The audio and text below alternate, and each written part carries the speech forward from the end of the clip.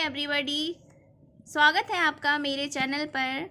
तो इस चैनल पर आपको न्यू स्टोरीज़ मिलती है जिसका मैं हिंदी में ट्रांसलेट बताती हूँ, इंग्लिश वर्ड का हिंदी में मीनिंग भी बताती हूँ और इस पर आप रीडिंग स्किल भी देखते हैं। तो अगर आपको ऐसी ही वीडियोस चाहिए तो सबसे पहले मेरे चैनल को सब्सक्राइब कर लीजिए और जो राइट साइड में नीचे बेल का आइकन दिख रहा है प्लीज़ उसे हिट कर दीजिए ताकि मेरी आने वाली न्यू वीडियोस आपको मिलती रहे।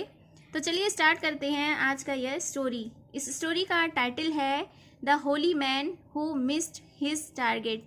होली मैन यानी होली मतलब होता है पवित्र, मैन मतलब आदमी, पवित्र आदमी के बारे में यह स्टोरी है। Who missed his target, target मतलब लक्ष्य, मिस्ड मतलब कि चूकना।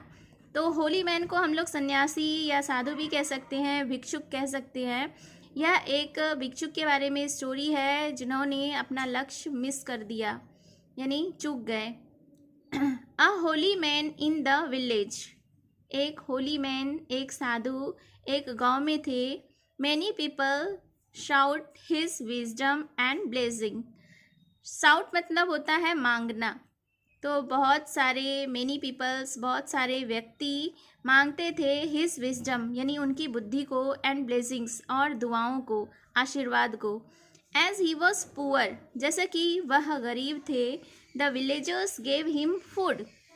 विलेजर्स यानी कि गांव वाले उन्हें खाना देते थे।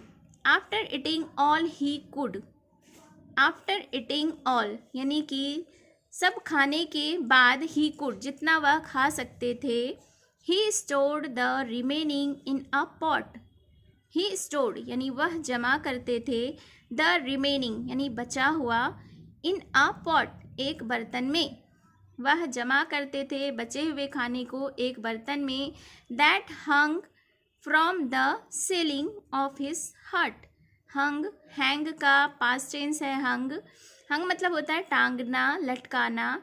वह उस बर्तन को अपने सेलिंग में यानी छत में, उस झोपड़ी के छत में टांग के रखते थे। वन डे, एक दिन, अ माउस स्टोल फूड, एक दिन एक चूहे ने खाना चुराया, फ्रॉम द पॉट उस बर्तन से।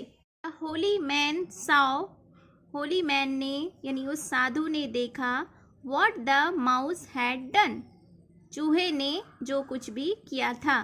ही ट्राइड टू चेस इट, उसने कोशिश की, चेस इट मतलब उसे भगाने की, बट वॉज अनसक्सेसफुल लेकिन वह असफल थे। वन डे, एक दिन, ही हैड अ विजिटर, उनके पास एक मिलने वाले आए। The Holi man, Sadhu, had held a stick and whenever he saw the mouse, उस सन्यासी ने एक छड़ी को पकड़ा, एंड whenever और जब कभी भी, he saw उसने देखा, द माउस चूहे को, he tapped the stick on the ground, उसने थपथपाया स्टिक को, छड़ी को ज़मीन पर। And the mouse would run back, और चूहा वहाँ से वापस दौड़ जाएगा, into a hole in the wall, एक बिल के अंदर जो कि दीवार में था। द विजिटर रियलाइज्ड, उस विजिटर ने, पर्यटक ने, रियलाइज्ड यानी महसूस किया, व्हाट वाज हैपनिंग जो कुछ भी हो रहा था, क्या हो रहा था। एंड आस्क्ड द मैन, और व्यक्ति से पूछा, why he didn't just hit the mouse, वे क्यों नहीं माउस को, चूहे को मारते थे।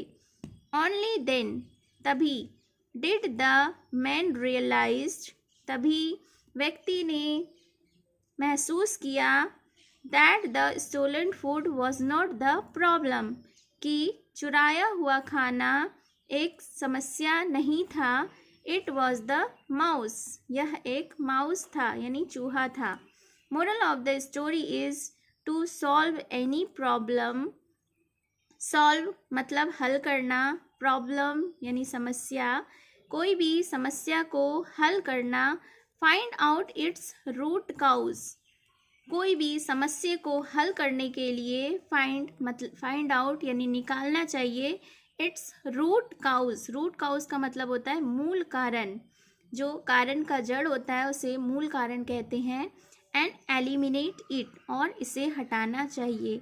मतलब हुआ कि कोई भी किसी भी समस्या का जो मूल कारण है उसे ही हटाना चाहिए। So this was the story. I hope you learned and you enjoyed this story. And अगर इस चैनल पर आप न्यू हैं तो please subscribe my channel. Thank you for watching.